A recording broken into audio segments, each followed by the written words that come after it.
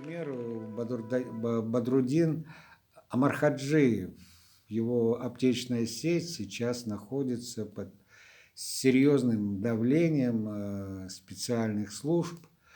Вот. И это вредит не только ему и его бизнесу, но и жителям нашей республики, потому что он оказывает не только услуги аптечные, там, предоставление медикаментов, но и он оказывает медицинские услуги амбулаторного характера. У него на втором этаже амбулатория, и там люди бесплатно им делают капельницы, уколы, процедуры различные.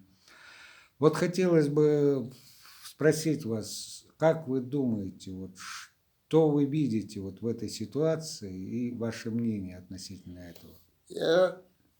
Спасибо за вопрос. Я давно думал над вопросом позиции оппозиции.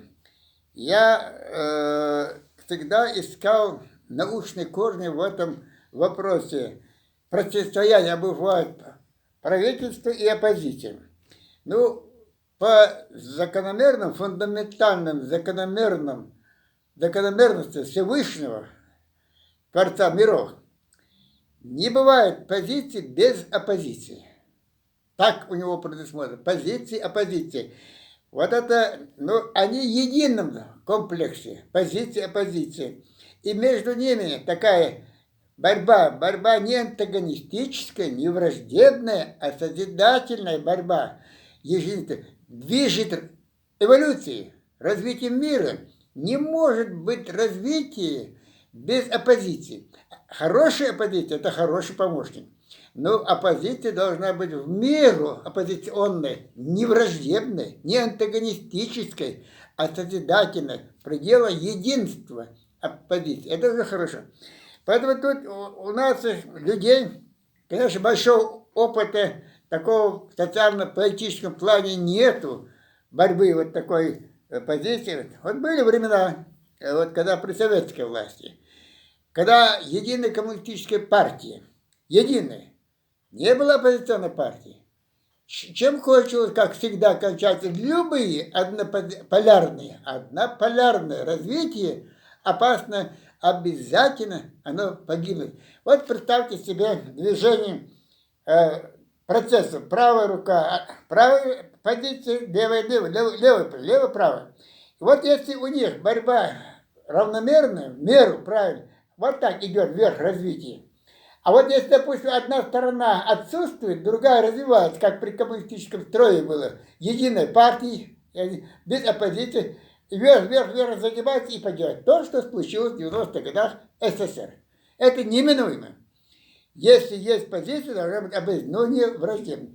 Были случаи, когда была оппозиция, но не просто, а, допустим, враждебная. Вот, допустим, в свое время курды между тремя государствами, Иран, там, Сирия, Ирак, Турция, их в 30-х годах было, я так точно не помню, но свыше 30 миллионов было их общей численности. И вот там сумели создать между ними противоречивые антагонистические течения внутри курдов, и они друг друга уничтожили все свои возможности. Это вот идет борьба несколько десятков лет из-за того, что не соблюдалась вот эта силу меры, позиции, оппозиции. И вот мы сейчас, ингушети, войдя в 21 век, цивилизованный век нанотехнологий, высоких технологий, ну и, естественно, социальных изменений. И вот почему сейчас Россия вышла по многим параметрам на первое место. По многим параметрам, по науке и так далее. И даже уже по запасу золота начинаем 5-е место занимать. Потому что учитывалось мнение оппозиции. Позиции созидают вместе оппозиции. Нет враждебности. Вот поэтому. И нам, маленькая республика, а всегда маленькая, всегда отражает в маленьком макроскопическая картина. И наоборот, из макроскопической, микроскопической отражается в макроскопической.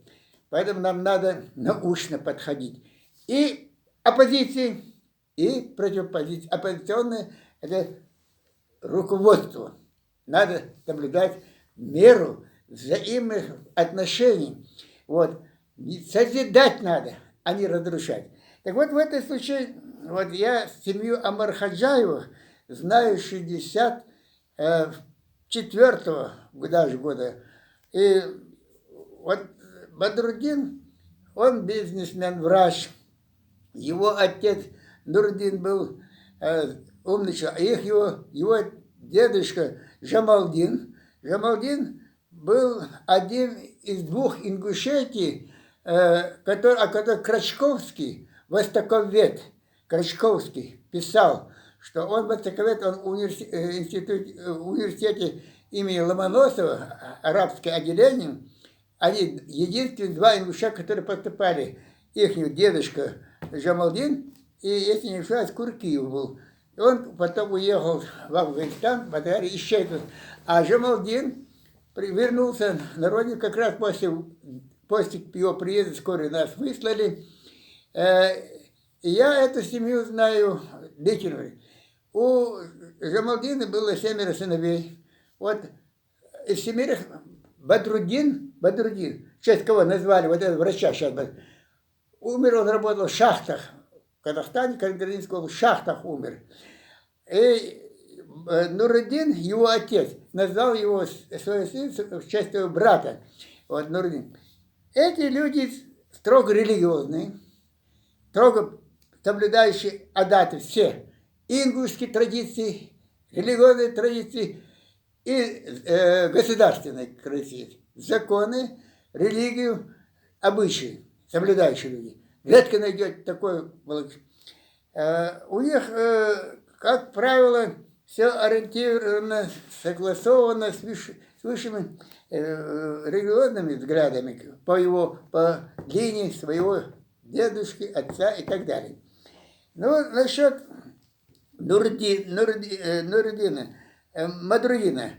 Бадрудин, мне очень было приятно узнать, а я неоднократно пользовался его аптекой и так далее, когда он создал вот сеть аптек, Дарб.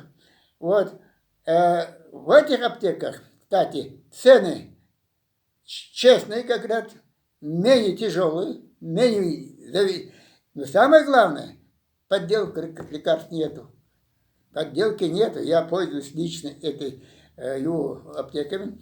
И отзывы у людей очень хорошие.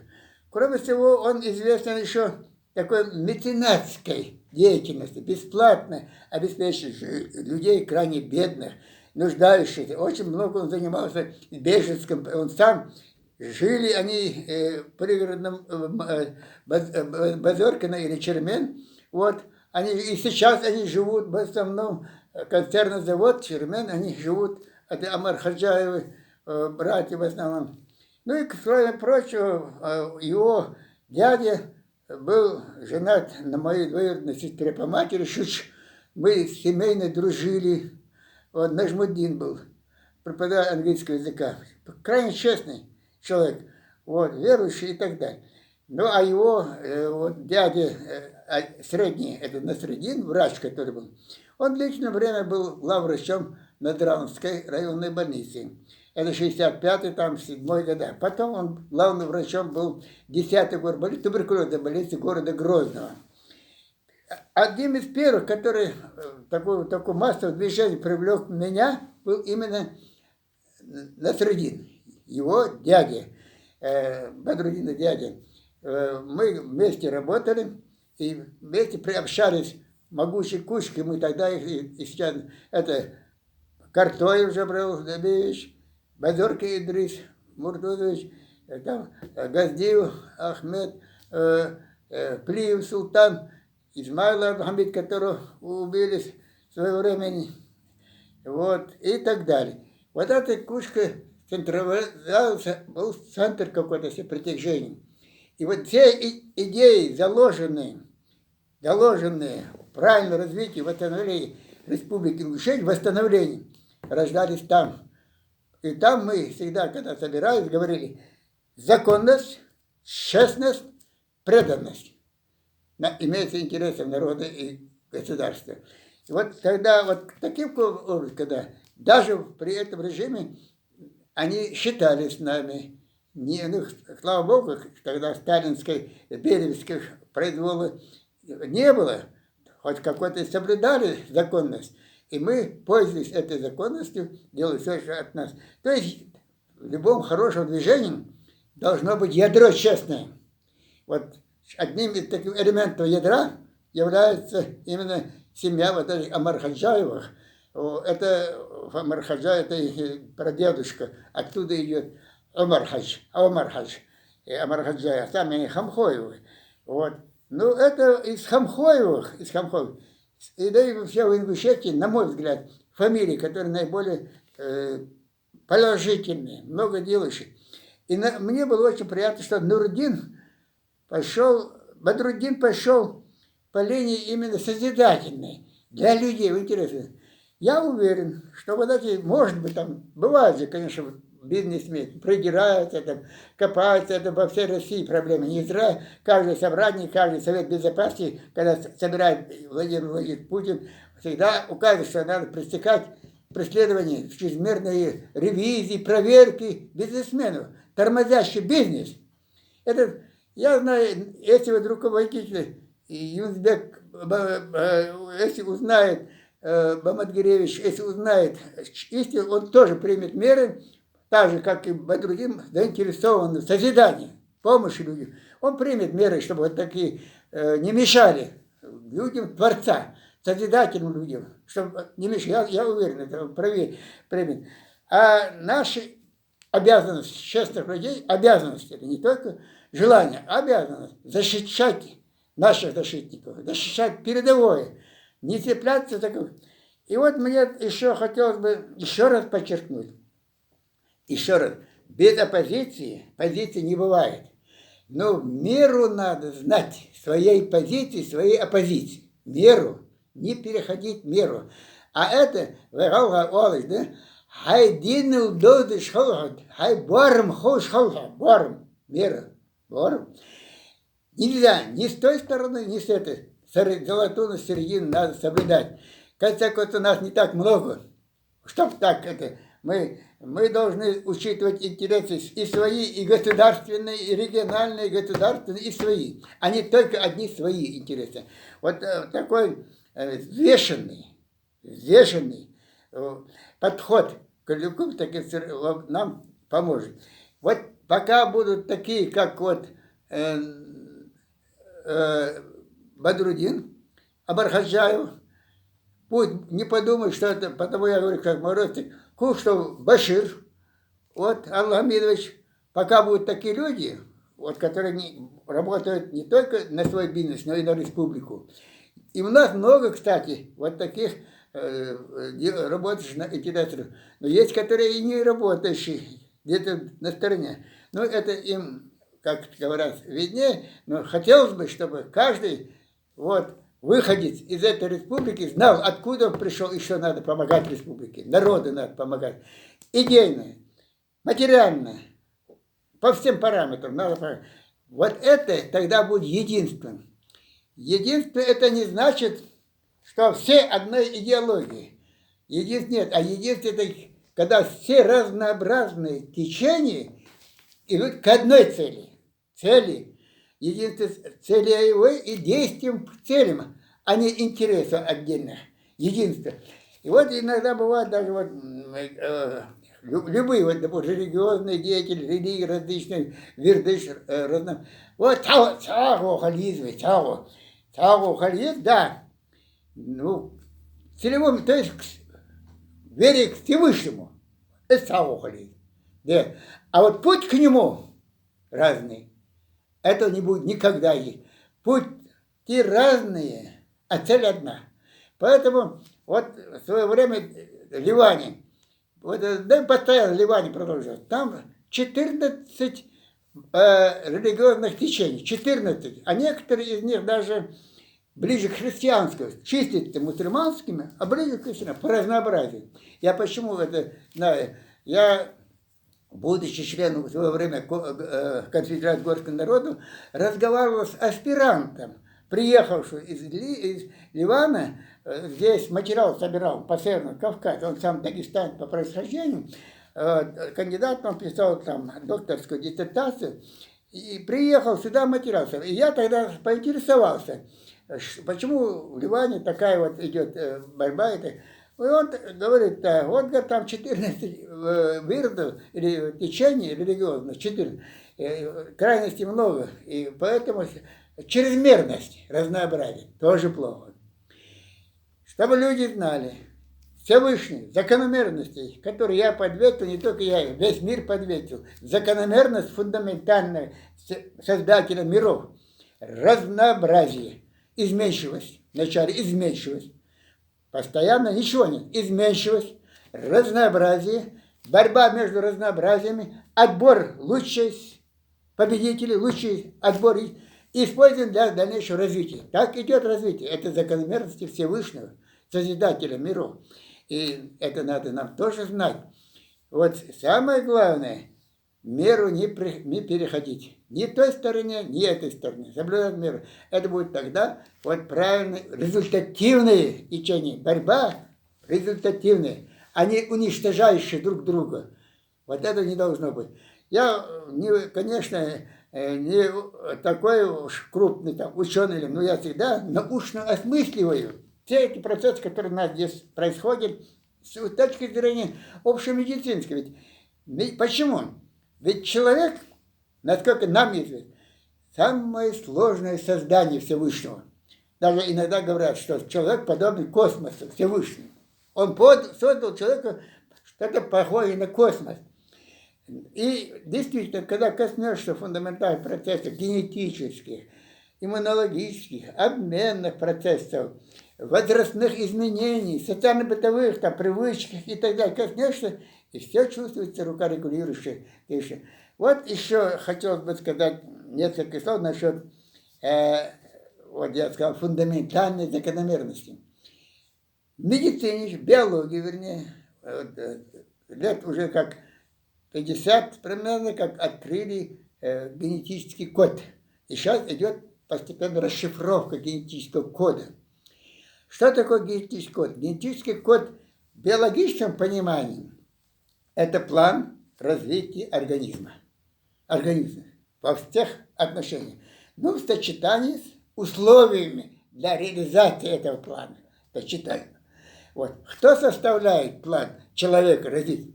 Естественно, Творец миров, Всевышний.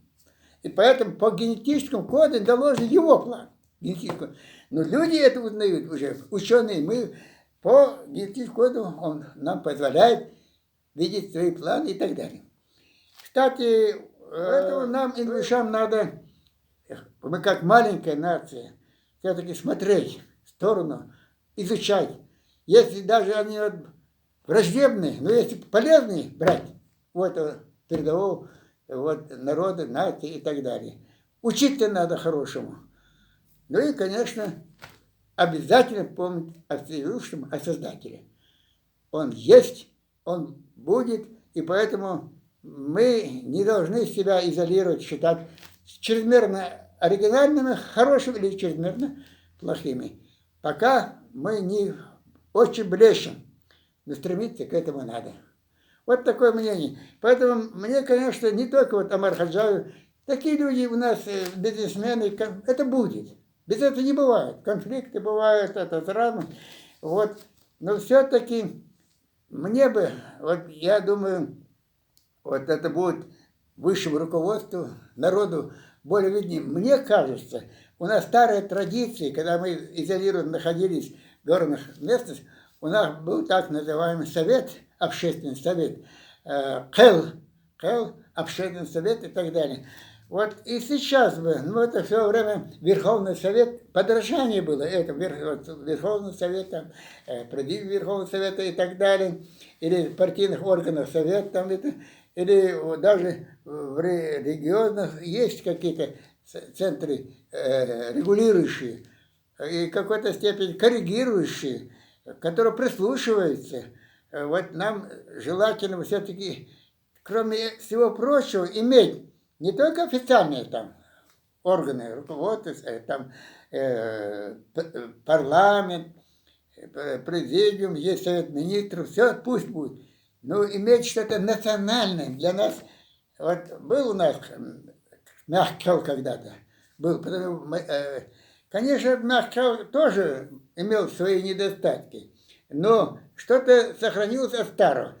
Конечно, закономерности, законы государства надо соблюдать, но свое старое, привычное, хел, среди людей обсуждать авторитеты старших, собирать большие обсуждения, как бы говорят, голосование и так далее. Нам надо бы сохранить какой-то степень. Не все подождать, не все менять, но не все отбрасывать. Брать, продолжать хорошее. Мягко, совет старейшин, вот, и так далее. Уважение должно быть не по возрасту человека, а по уму. По уму. Не случайно. Вот многие верят, но плохо знают мусульманскую религию. Как сказано, когда собирается много верующих, кого на высший пост посадить надо?